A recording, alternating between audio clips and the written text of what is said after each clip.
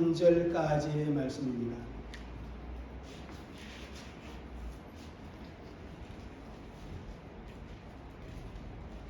우리 같이 함께 읽도록 하겠습니다.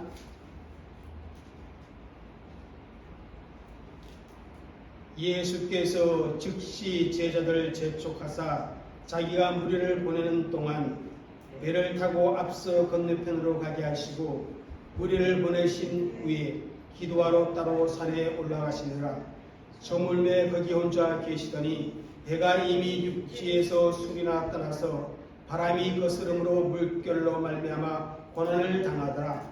밤 사경에 예수께서 바다 위로 걸어서 제자들에게 오시니 제자들이 그가 바다 위로 걸어오심을 보고 놀라 유력이라 하며 무서워하여 소리 지르거늘 예수께서 즉시 이르시되 안심하라 나니 두려워하지 말라.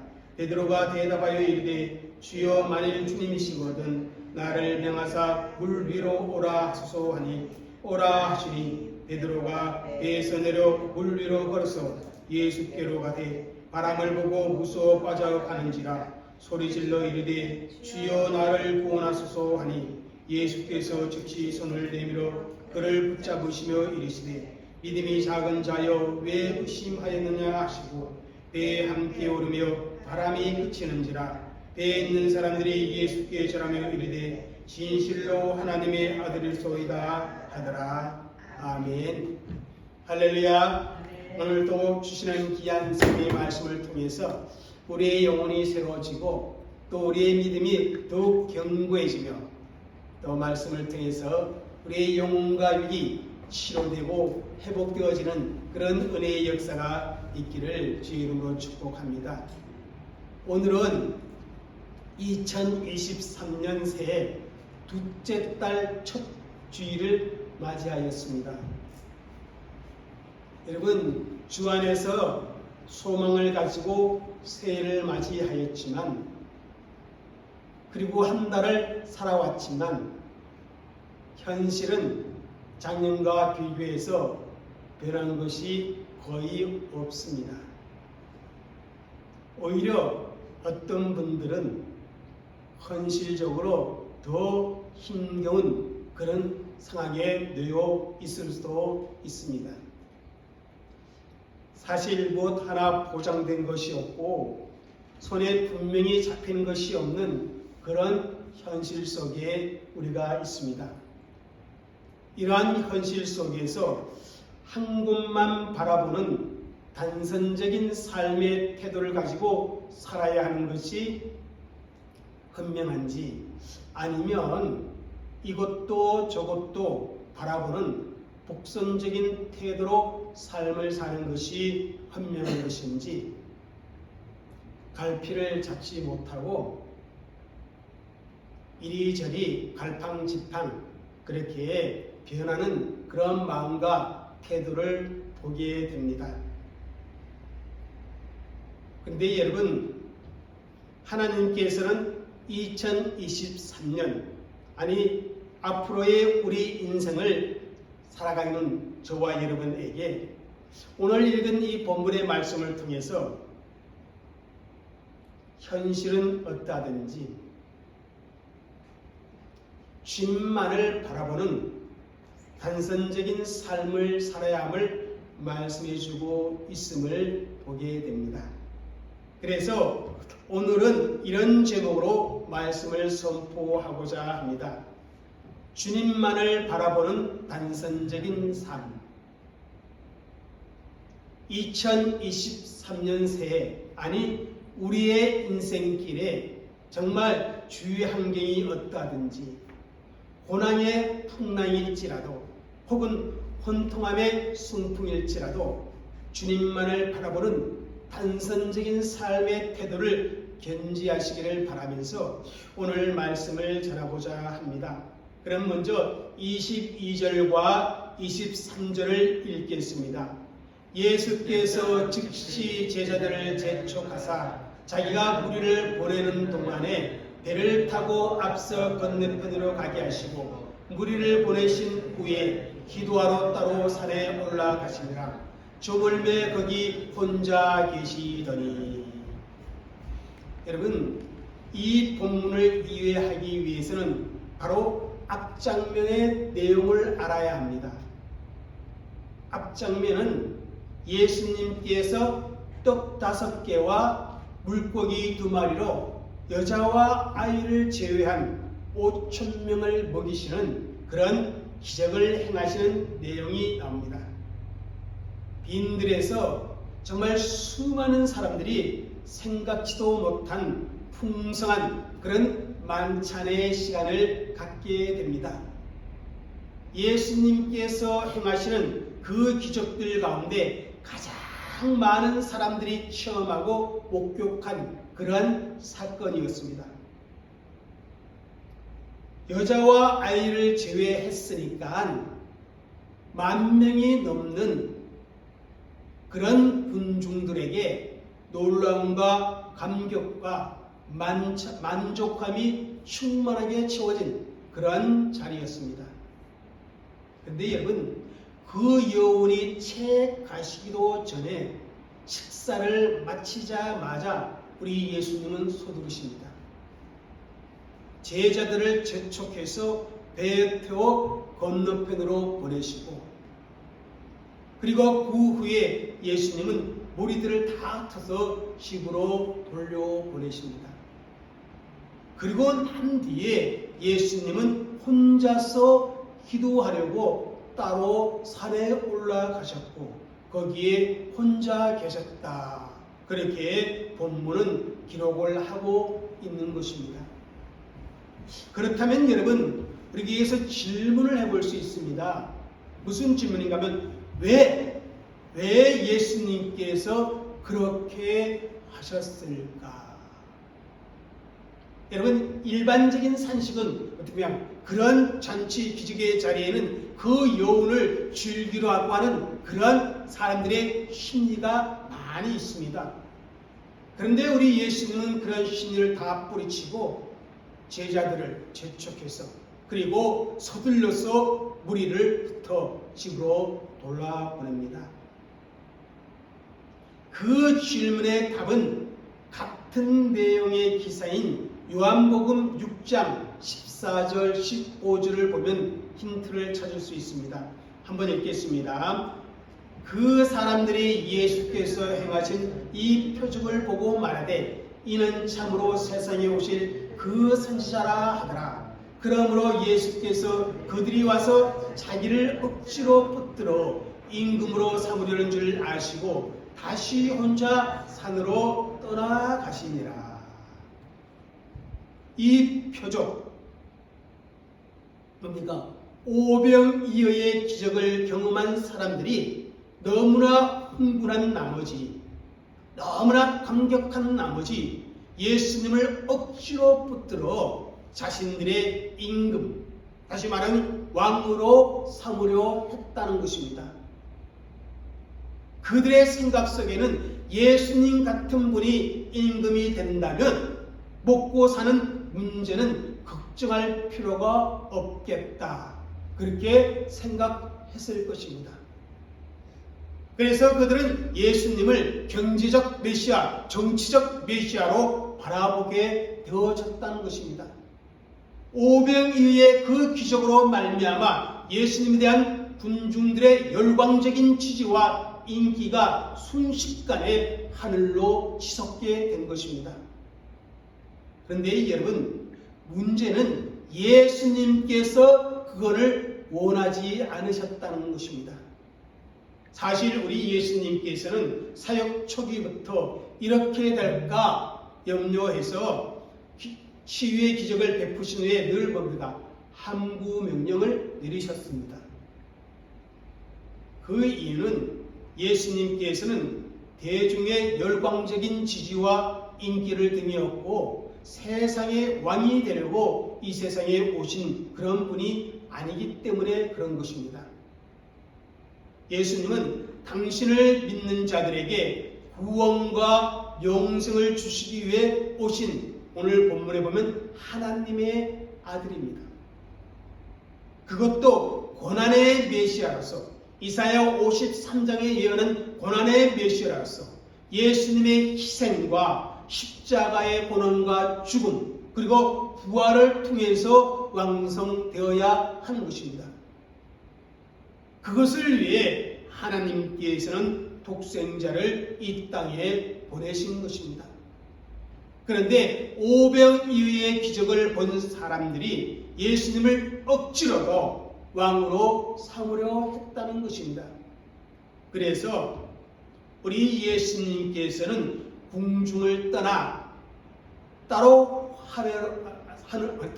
산에 올라가 기도하는 시간, 다시라는 단어를 보십니다. 다시 기도하는 시간을 어떻게 해요? 가지셨다는 것입니다. 여러분, 우리 예수님의 그 메시아 사역을 감당함에 있어서 기도는 정말 중요한 것이었습니다. 우리 예수님은 아무리 바쁘고 피곤한 중에도 이른 새벽에 한적한 곳에 가서 기도하시는 모습을 보여주셨습니다. 그런 예수님에게 특별히 지금 이 상황은 더욱더 기도가 필요한 때였습니다. 다시금 기도의 자리에 나갈 수밖에 없는 그런 상황이었습니다. 사람들이 예수님을 왕으로 추대하고자 하는 그때에 정말 궁중들의 열광적인 지지와 인기가 상한가를 달리고 있는 그때에 예수님에게는 더욱더 기도의 시간이 필요했다는 것을 보여주고 있습니다. 왜냐하면 그것은 예수님께서 복선적인 태도를 가질 수 있는 큰 시험이요 위기이기 때문에 그런 것입니다. 여러분, 어려운 일만 위기가 아닙니다. 사람들의 인기를 얻는 것도 또한 달콤한 위기입니다. 예, 그렇습니다. 오히려 일이 잘 풀려가는 것이 우리에게 위기가 될 수도 있습니다. 돈을 많이 벌게 되었을 때, 높은 자리에 앉게 되었을 때, 모든 일이 술술 잘 풀릴 때에 사람들은 곧잘 어떻게 합니까? 하나님을 잊어버리기 때문에 그렇습니다. 그러므로 여러분, 성공이 항상 성공이 아니다. 그런 말이 있습니다. 만일 하나님으로부터 멀어지게 하는 성공이라면 그것은 오히려 시험이요, 위기요, 실패라. 그렇게 말할 수 있습니다. 따라서 잘 될 때에도 우리는 어떻게 해야 돼요? 시험에 들지 않기 위해서 기도해야 합니다. 그래서 예수님도 시험에 들지 않기 위해 다시 기도의 자리에 나아갔다는 사실입니다. 대중들의 열광적인 지지를 뒤로하고 다시 말하면 복선적인 삶의 유혹을 물리치고 하나님께 기도하기 위하여 그리고 다시 한번 하나님의 뜻을 가다듬고자 예수님은 조용한 시간을 갖기 위해 산으로 올라가셨다는 것입니다. 여러분, 이런 예수님의 태도는 초지일관 단선적인 삶의 태도를 보여주고 있는 예수님의 모습이라 그렇게 말할 수 있습니다. 여러분, 주님만을 바라보는 단선적인 삶의 태도란 위기의 순간 혹은 유혹의 순간에 기도로 무장하고 처음부터 끝까지 하나님이 원하시는 방법으로 하나님의 뜻을 이루어가는 삶이라 그 사실을 예수님께서는 우리에게 오늘 본문에서 보여주고 있습니다. 그렇다면 예수님의 말씀에 순종하여 떠났던 그 제자들은 어떻게 되었습니까? 24절 읽겠습니다. 시작. 배가 이미 육지에서 술이나 따서 바람이 거스름으로 물결로 말미암아 고난을 당하더라. 제자들은요, 풍랑으로 말미암아 고난을 당하고 있음을 기록하고 있습니다. 여기 이 고난이라는 헬러 단어는요, 임산부가 아이를 해산할 때 느끼는 그 고통을 표현하는 그 단어로 사용했습니다. 엄청난 고난이 그들에게 있었음을 의미하고 있습니다. 여러분, 이 사실은요, 주님의 말씀에 순종하여 살아가는 성도들의 삶, 다시 말하면 주님만 바라보는 단선적인 삶을 살아가는 성도들에게도 무엇이 있다? 고난의 삶이 있을 수 있다는 사실을 보여주고 있습니다. 하나님의 말씀에 순종하여 하나님의 뜻을 이루기 위해 헌신하고 수고하는 그 삶의 내용에도 어떻게 뭐를 만날 수 있다? 어려움과 환난이 있다는 사실, 우리는 반드시 기억해야만 합니다. 여러분, 바울과 실라가 지금의 터키 지역, 그 지역에서 복음을 전하려고 했는데 성령이 계속해서 막아섭니다. 그래서 어떻게 합니까? 복음을 전하지 못해요. 복음의 길이 열리지 못해요. 그래서 바울이 기도하는 중에 환상을 봅니다. 마게도나 사람들이 손짓하며 건너와서 우리를 도와달라. 그 환상을 보고 하나님께서 우리로 하여금 유럽에 건너가 복음을 전하기를 원하는구나. 그래서 배를 타고 유럽으로 건너가는데 순풍이 불어서 유럽으로 잘 건너갔습니다. 그래서 유럽의 첫 성 빌립보에 도착해서 복음을 전하는데 바울과 실라를 기다리고 있었던 건 뭡니까? 심한 매질당함, 그리고 억울하게 얻은 감옥에 처박히는 그러한 상황을 맞이하게 됐음을 우리는 16장을 보면 알 수 있습니다. 이와 같이 제자들도 지금 주님의 명령을 따라 건너가고 있음에도 불구하고, 주님의 말씀이 있었음에도 불구하고 풍랑을 만나 심히 죽을 고생을 하고 있는 중이었습니다. 그런데 그렇게 고난을 당하는 제자들을 보고 주님은 밤 사경에 찾아오셨음을 말씀하고 있습니다. 여러분, 여기 밤 사경은 오늘날로 표현하면 새벽 3시에서 6시까지의 시간을 말합니다. 이 시간은 바로 인간으로서 절망의 때를 의미한다. 그렇게 말할 수도 있습니다. 내 힘으로 아무것도 할 수 없는 한계 상황을 의미하고 있다. 그렇게 말할 수도 있습니다. 그때 주님은 물 위를 걸어서 제자들에게 찾아오셨습니다. 이 사건과 같은 내용을 기록하고 있는 마가복음 6장 48절에 보면 이렇게 말씀을 기록했습니다. 바람이 거스름으로 제자들이 힘겹게 놓젓는 것을 보시고 그리고 물 위로 걸어오셨습니다.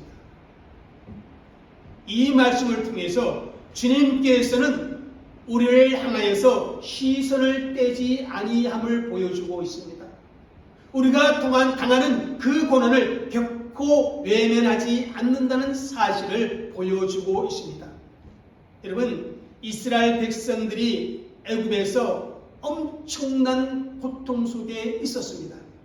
그때 성경이 뭐라고 기록하냐면 여호와께서 이르시되 내가 애굽에 있는 내 백성의 고통을 분명히 보고 그들의 감독처럼 말미암아 부르심을 듣고 그 근심을 안다. 그렇게 말씀하고 있습니다. 여러분, 내가 말씀에 순종하여 하나님의 뜻을 이루고자 헌신하고 충성하는 그 현장에 내가 원치 않는 고난이 찾아왔을 때 나 혼자 고난당하는 것이 아니라 그 고난을 지켜보고 계시는 우리 하나님이 계시다는 사실을 분명히 믿으시기를 주의 이름으로 축복합니다. 내가 잘 되는 그 형통의 자리에만 주님의 시선이 있는 것이 아니라 내가 원치 않은 고난과 고통의 그 자리에도 주님의 시선이 분명히 있음을 믿으시고 위로와 소망을 가지시기를 주의 이름으로 부탁을 드립니다. 하나님의 말씀에 정말 순종하며 살아가는 우리에게도 갈릴리 바다의 풍랑과 같은 그런 상황을 경험할 수도 있습니다. 아무리 애를 써서 눈을 저어도 자꾸 뒤로 밀려나는 그런 실패를 맛볼 때가 있습니다. 깜깜한 밤중에 강풍이 불어오고 큰 파도가 끊임없이 밀려오는 것 같은 그런 답답한 상황에 놓일 수도 있습니다. 내가 주님만을 바라본다고, 하나님의 말씀에 순종한다고 여러분 내 인생에 항상 순풍의 돛을 다는 그런 상황은 아니라는 의미입니다. 여러분, 그런 상황에 우리가 어떻게 반응합니까? 정말 주님이 나를 외면하시는 것처럼 느껴집니다. 그래서 때로는 주님을 향하여 원망할 수도 있습니다. 그러나 여러분, 그 상황에 주님을 원망하지 마시기를 부탁드립니다. 우리의 기도에 당장 응답하지 않는다고 여러분 낙심하지 마시기를 바랍니다. 주님은 그 상황 속에 있는 우리를 여전히 지켜보고 계시다는 사실입니다. 그리고 가장 적절한 때에 우리에게 도움을 주실 것입니다. 문제가 해결되지 않는다면 그것은 아직 주님의 때가 아니기 때문에 그렇습니다. 아직은 괜찮기 때문에, 아직은 우리가 견딜 수 있기 때문에 그런 것이라는 사실을 여러분 기억하시기를 바랍니다.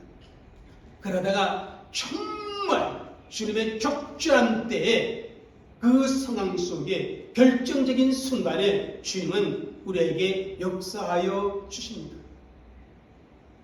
사랑하는 성도 여러분, 우리가 어려운 풍랑 가운데 있을 때, 두려움과 절망으로 탄식할 때 우리 하나님께서는 우리의 형편을 보고 계시며 그 현장에 함께 한다는 사실을 믿으시기를 주의 이름으로 축복합니다. 그런데 예수님이 얼마나 급하셨던지 바다 위를 걸어오는 거예요. 그죠? 제자들의 형편을 보고. 평안이 없는 고통 속에, 고난 속에 있는 제자들이 그 모습을 보고 어떻게 합니까? 유령이라 그렇게 생각하고 놀라 무수하며 소리를 질렀습니다. 그도 그럴 것이 어떻게 사람이 물 위를 걸어올 수 있습니까? 물 위를 걸어오시는 그분이 예수님이라 생각하는 사람은 아무도 없었을 것입니다. 만일 우리 예수님께서 자신을 밝히지 않으셨다면 그 배에 있던 모든 사람들은 심장마비로 죽었을 것입니다. 예수님께서는 제자들이 놀라워할 때 즉시 하신 말씀은 안심하니 나니 두려워하지 말라. 그렇게 말씀하면서 제자들을 진정시켜 주셨습니다. 그러자 물 위로 걸어오시는 그 주님의 모습과 그 주님의 음성을 듣고 베드로는 너무나 엉뚱한 요청을 합니다. 한번 28절을 읽겠습니다. 시작. 베드로가 대답하여 이르되 주여 만일 주님이시거든 나를 명하사 물 위로 오라 하소서 하니. 여러분, 베드로는요, 사람이 물 위를 걷는 것은 불가능한 일이고 지금의 이 상황에서 배에서 내려 물에 뛰어든다면 생명을 보존할 수 없다는 사실을 그 누구보다도 잘 알고 있는 사람입니다. 그럼에도 베드로는 주님의 모습을 보고 그리고 주님의 음성을 듣고는 도전하려는 믿음이 생긴 것입니다. 그래서 나를 명하사 물 위로 오라 하소서, 그렇게 주님께 요청하고 있는 것입니다. 여러분, 여기서 우리는 예수님을 주로 인정하고 바라보는 반선적인 태도를 가지고 사는 자의 그 믿음을 볼 수 있어야 합니다. 우리 주님은 말씀으로 우주 만물을 창조하고 다스리신 분입니다. 말씀으로 능치 못함이 없으신 전능하신 하나님입니다.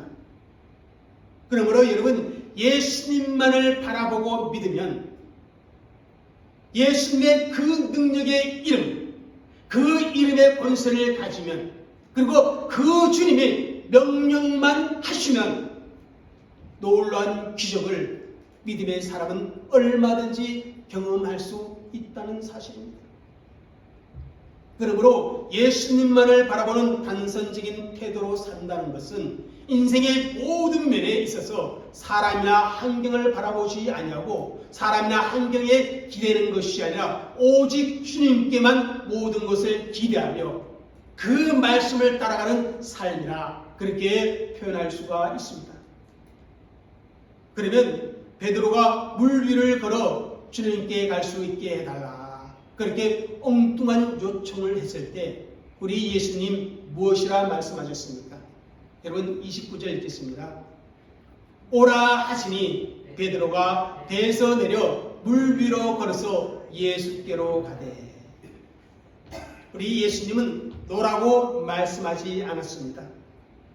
쓸데없는 소리 하지 말라고 나무라지도 않았습니다. 베드로야, 베드로야, 나는 하나님이니까 물 위를 걸을 수 있겠지만 너는 사람인 주제에 어찌 물 위를 걷게 해달라고 나한테 요청할 수 있니? 그렇게 꾸짖지도 않았습니다. 우리 예수님은 베드로의 요청을 거절하지 아니하시고 오라 명하셨습니다.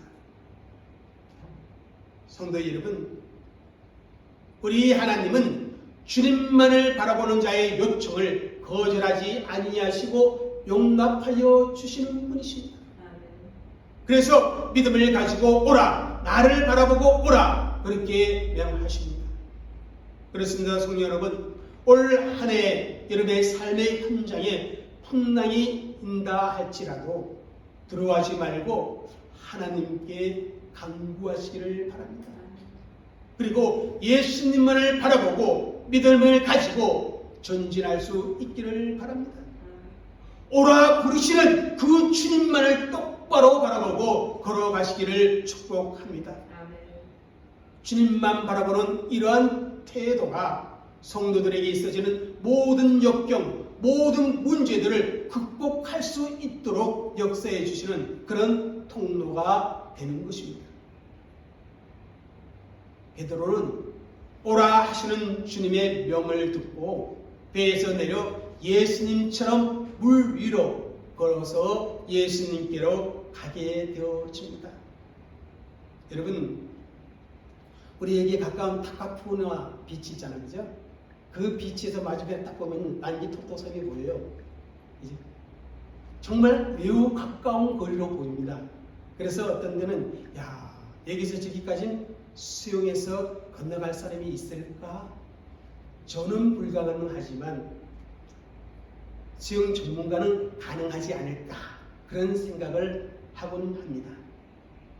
하지만 수영이 아니라 아무리 가까운 거리일지라도 걸어서 난기토토섬까지 갈 수 있을까? 여러분, 그건 불가능한 일 아닙니까? 그런데 본문의 베드로는 어떻게 해서 물 위를 걸 수 있었겠습니까? 예? 우리는 여기서 주님만을 바라보는 자의 믿음의 본질이 무엇인가, 그것을 발견할 수 있어야 합니다. 여러분, 베드로가 물 위를 걸을 수 있었던 이유는요, 오라 명하시는 누구의 말씀이 있었어요? 예수님의 말씀이 있었습니다. 그리고 그 말씀을 듣고 담대하게 물 위로 뛰어내린 베드로의 믿음이 있었습니다. 베드로는 예수님께서 물 위를 걸으셨으니까 나도 물 위를 걸을 수 있다는 그러한 확률 때문에, 그러한 신념 때문에 물 위에 뛰어내린 것이 아니라는 것입니다. 오라 명하시는 그 예수님의 말씀이 분명히 있었기 때문에 물 위로 뛰어내린 것입니다. 그러므로 예수님만을 바라보는 자의 믿음이란 주님만을 바라보고 명하신 말씀을 붙잡고 나아가는 것이라 그렇게 표현할 수가 있습니다. 하나님의 말씀을 붙들고 선포하고 하나님의 말씀을 붙잡고 기도하고 하나님께서 명하신 그 말씀을 듣고 그 말씀에 순종하는 것이 뭐냐면 주님을 바라보는 자의 단선적인 태도를 가진 삶이라 그렇게 말합니다. 그러면 하나님이 책임져 주시는 것입니다. 하나님이 책임지는 사람이 어떠한 사람인가? 하나님의 말씀만 붙잡고 나아가는 단선적인 삶의 태도를 가진 사람을 하나님은 붙잡아 주신다고, 하나님은 책임져 주신다고 성경은 우리에게 교훈해 주고 있는 것입니다. 오늘날 예수 믿는 많은 사람들이 착각하는 것이 있습니다. 내 삶을 누가 책임져 주셔? 하나님이 책임져 주셔. 내 삶을 하나님이 붙들어 주셔. 그러면서도 하나님의 말씀과는 전혀 상관없이 살아간다는 것입니다. 오늘 들은 설교의 말씀은 전혀 상관없이 내일 또 그렇게 살아간다는 것입니다. 그러면서 하나님께서 내 삶을 책임집니다. 그렇게 착각하며 삽니다. 아닙니다. 하나님은 어떤 사람을 책임져 주시냐? 말씀을 듣는 사람, 그 말씀에 순종하는 사람을 하나님은 책임져 주시고 말씀이 그 사람을 책임져 준다는 사실을 우리는 분명히 기억해야 합니다. 아멘. 여러분, 베드로가 물 위를 걸을 수 있었던 이유는 오라 명하시는 주님의 말씀이 분명히 있었기 때문이라는 사실을 잊지 마시기 바랍니다. 베드로가 물속에 빠지지 않냐고 물 위를 걸을 수 있었던 이유는 주님의 분명한 말씀이 있었고 그 말씀이 베드로를 책임져 주었기 때문에 어떻게 합니까? 물속에 빠져들지 않냐고 걸을 수 있었습니다. 여러분, 신앙생활은요, 우리 믿음의 본질은 하나님의 말씀을 듣고 들은 그 말씀대로 순종하며 사는 것이 믿음의 본질입니다. 그런데 너무 안타까운 것은 성숙한 성도라 착각하는 성도들 중에서도 자기의 경험, 자기가 배운 지식, 철학, 그것을 붙잡고 생활하면서 그것이 신앙생활인 것처럼 착각하는 경우가 얼마나 많은지 모릅니다. 사랑하는 성도 여러분, 주님만을 바라보는 단선적인 태도로 하나님의 말씀을 붙잡고 그 말씀에 순종함으로 기적을 경험하는 그런 성도들이 되시기를 주의 이름으로 축복합니다. 아멘. 그런데 문제는 얼마 가지 못하여 베드로가 그만 물속에 빠져듭니다. 여러분, 왜 베드로가 물속에 빠져들었습니까? 빠른 속도로 물 위를 걷다가 그만 속도가 늦춰졌기 때문에 그런 것입니까? 아니면 다리에 온 힘을 주고 걷다가 다리에 힘이 빠져서 물속에 빠져든 겁니까? 아닙니다. 성경은 분명하게 베드로가 물속에 빠져든 이유를 우리에게 말씀하여 주고 있습니다. 여러분, 30절 읽겠습니다. 시작. 바람을 보고 무서워 빠져가는지라 소리질러 이르되 주여 나를 구원하소서 하니, 바람을 보았기 때문이라 그렇게 말씀하여 주고 있습니다. 강하고 거친 바람으로 말미암아 일어나는 큰 물결을 베드로가 바라보았다는 것입니다. 그것을 보는 순간 어떻게 돼요? 무서움에 사로잡힙니다. 무서움에 사로잡히는 그 순간 베드로의 몸은 물속에 빠져들기 시작했다고 그렇게 표현하고 있습니다. 보는 것과 빠져드는 것이 한순간 같은 동시에 일어난다고 플레푼이라는 헬라어 단어를 사용하고 있습니다. 여러분, 베드로는요, 예수님의 말씀을 듣고 믿음으로 물 위에 발을 내디뎠습니다. 하지만 어느 정도 물 위를 걷다가 불어오는 바람으로 인해 거치게 일렁이는 그 파도의 물결, 즉 풍랑을 보는 순간 물속에 빠져 들어갔습니다. 오늘 설교의 제목에 비추어 이 말씀을 하면 주님을 바라보던 단선적인 태도가 무엇으로 바뀌었어요? 바람도 바라보고 물결도 바라보고 주님도 보는 복선적인 태도로 바뀌었다는 것입니다. 여러분, 이와 같은 경우가 우리의 신앙생활 가운데 얼마나 많이 일어나는지 모릅니다. 이것 때문에 다 어떻게 해요? 실족합니다. 주님을 바라보면서 정말 하나님의 밝은바 은혜 때문에 열심히 교회 사역에 충성하여 왔는데 어느 날 어느 성도에게 원망의 말을 듣고는 마음이 변해버립니다. 내가 미쳤지? 내가 뭐 얻는 것이 있다고 이렇게 교회에서 열심히 충성해? 내가 이 원망 들으려고 충성해? 그러면서 어떻게 됩니까? 빠져들어요.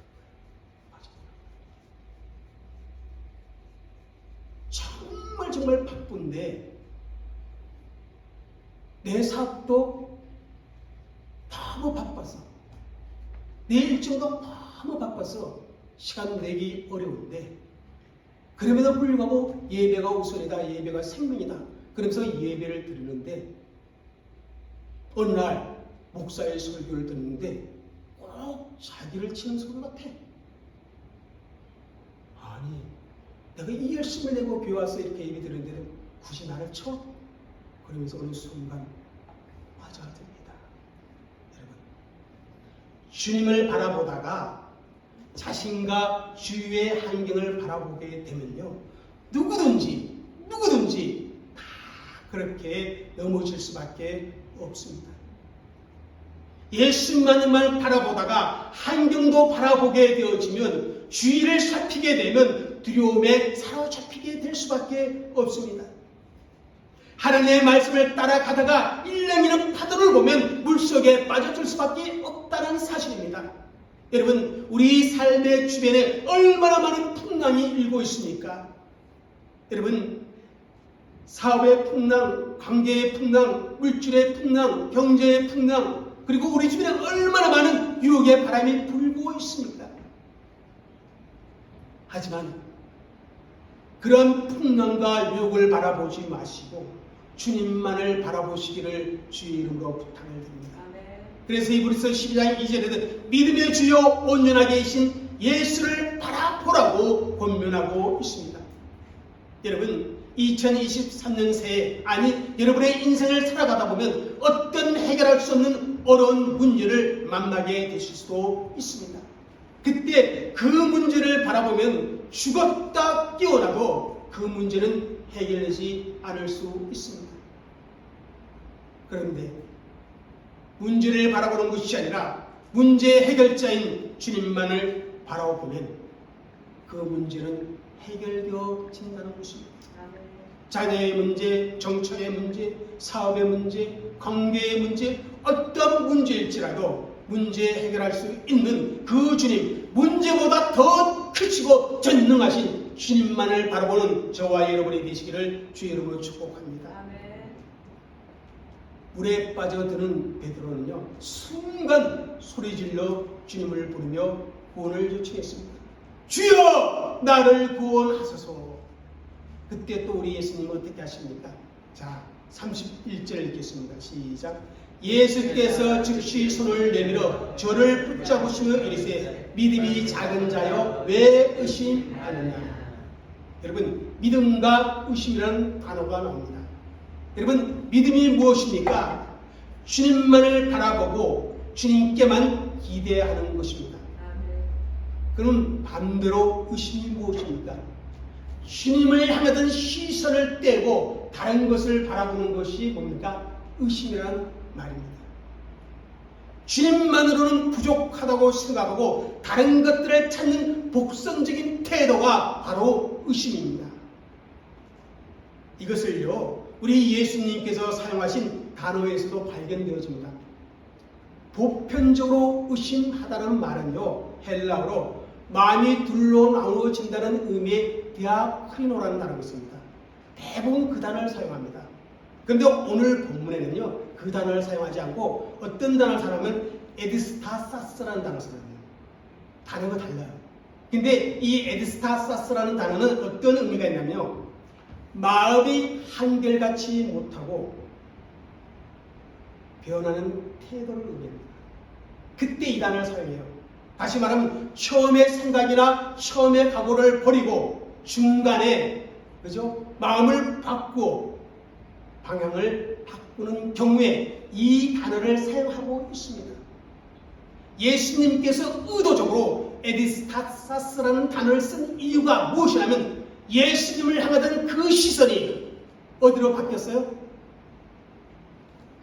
바람과 풍랑에 빼앗긴 베드로의 그 시선을 부각시키기 위해 의도적으로 이 단어를 사용하였다라고 성경학자는 말하고 있습니다. 여러분, 이와 같은 태도를 가리켜서 복선적인 태도라고 말합니다.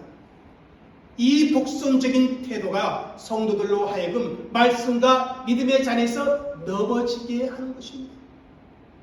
여러분, 2023년 우리의 시선을 다시 주님에게로만 고정시키는 단선적인 태도를 가지는 그 삶의 내용이 되시기를 주의 이름으로 축복합니다.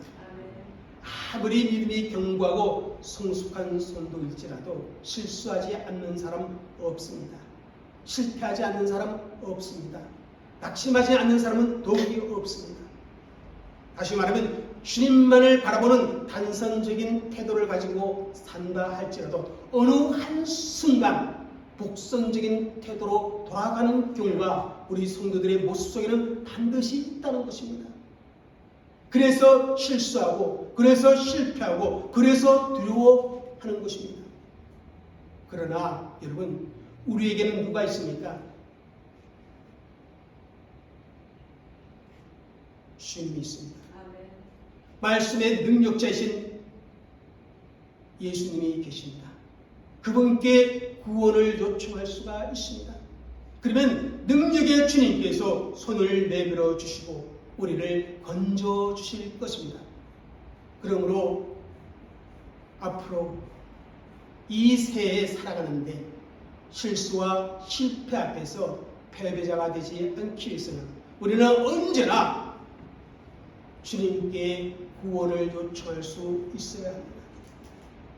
그러면 주님께서 손을 내밀어 우리를 도와주시는 그 은혜를 체험하게 됩니다.